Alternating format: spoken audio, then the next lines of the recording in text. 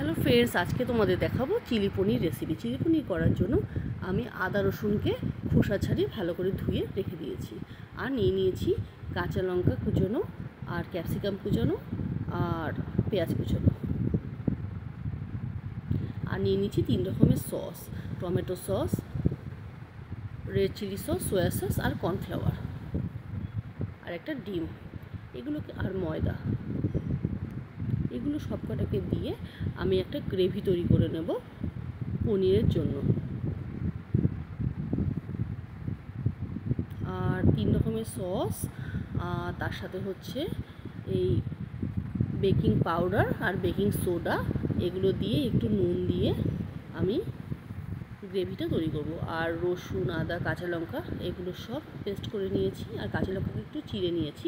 আমি ঝাল কম দিচ্ছি, যে তোমার মেয়ে খাবে তাই।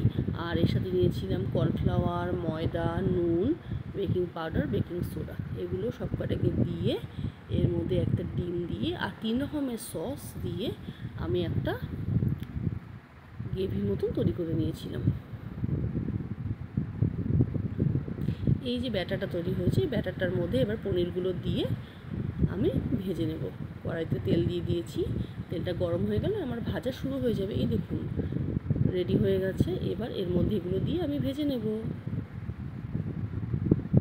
দেখুন আমার পনিরের যে পাকোড়াগুলো সব ভাজা হয়ে গেছে, দেখতে কি সুন্দর লাগছে না?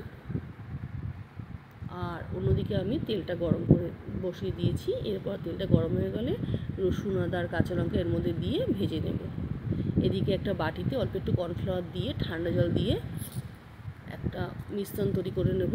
আর পরে এটাকে একটু হালকা করে গরম করে দিয়ে দেবো, কারণ এটা সাহায্যে চিলি পনিরের যে গ্রেভিটা সেটা একদম গাঢ় হয়, ঘন হয়, ভালো লাগে খেতে। ওদিকে দেখুন আমার এগুলো ভাজা হয়ে গেছে। এবার রসুন আদাগুলো ভাজা হয়ে গেলে আমি এর মধ্যে দিয়ে দেবো জন্য পেঁয়াজগুলো এর মধ্যে দিয়ে দিলাম। আর দিয়ে দেবো একটু সামান্য পরিমাণে নুন। আর এই পেঁয়াজগুলো খুব বেশি ভাজবেন না, একটু হালকা করে কাঁচা ভাবটা চলে গেলেই হলো, কেননা বেশি ভাজলে খেতে ভালো লাগে না। পেঁয়াজগুলো আমার ভাজা হয়ে গেছে। এর মধ্যে দিয়ে দেবো এবার ক্যাপসিকামটা এরকম হালকা করে ভেজে নেব। ওদিকে দেখুন এই যে জলটা গরম হয়ে গেছে। এবার এই জলটাকে আমি এর মধ্যে দিয়ে দেবো।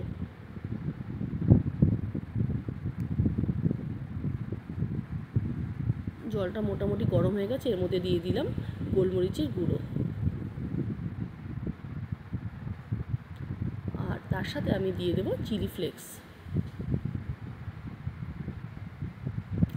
চিলি ফ্লেক্সটা আপনাদের কারো ভালো না লাগলে অ্যাভয়েড করতে পারেন, তার পরিবর্তে একটু শুকনো লঙ্কা দিয়ে দেবেন। কিন্তু চিলি ফ্লেক্সটা আমার দিলে এই চিলির যে কোনো কিছু, চিলি পনির, চিলি চিকেন খুব টেস্টি হয়। এবার এগুলোকে ভালো করে আমি একটু নাড়াচাড়া করে নেব।